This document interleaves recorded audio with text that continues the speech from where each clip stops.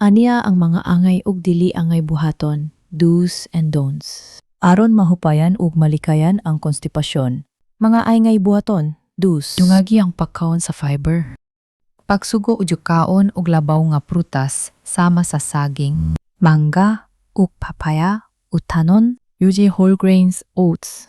Ang fiber makatabang sa pagpahumok ug pagpadako sa gidak-on. Sa imuhang kalibang aron mas dali kini moagi. moinom og daghang tubig. Bisan unsa katagan sa imong fiber nga gikaon. Kinahanglan kini og sakto nga tubig, 8 hangtod 10 ka baso sa usa ka adlaw. Ang init nga tubig o tiyesa sa buntag makatabang usab sa pagpukaw sa imong tiyan. Mag-ehersisyo o maglihok-lihok.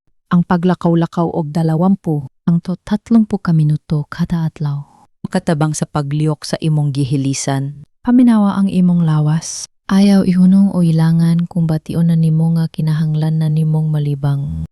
Kung dugay nimo ipugong, mas mogahi ang kalibang. Ay o just ang imong pwesto sa paglibang. Gamit og gamay nga bangko para ipatong ang imong mga tiil. Samtang naglingkod sa toilet. Ang pagpataas sa imong mga tuhod, makatabang sa pag-instate sa imong rectum para mas sayon ang pagawas sa kalibang. Nga dili anggay buhaton, don'ts. Ayaw pataka o gamit og laxatives. Ang mga tambal sa pagpalibang, laxatives, maayo ra sa kadiyot nga pamaagi.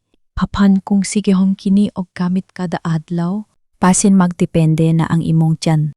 Niini uga maglisod na kini og lihok sa iyang kaugalingon.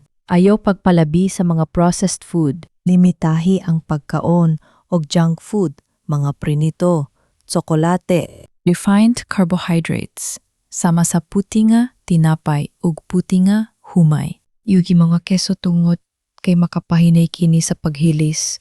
Ayaw pag-ire ng grabe. Ang sobra nga pag-ire makatabang sa paggawas sa hemorrhoids, almoranas, o pagkasamad sa perta, anal fissure. Ayaw baliwala ang stress, ang kasamtangang kahimtang sa imong hunahuna. Tako og epekto sa imong tiyan ug hinuon. Makapahinay sa digestive system. Kanu sa kinahanglan muadto sa doktor. Pakiksulti dayon sa doktor kung ang imong konstipasyon Mulapas na sa 2 hangtod 3 ka semana. Kung aduna kay grabing sakit sa tiyan, hilanat, Pagubo sa timbang nga, walay klarong dahonan. O kung makakita kag dugo sa imong kalibang.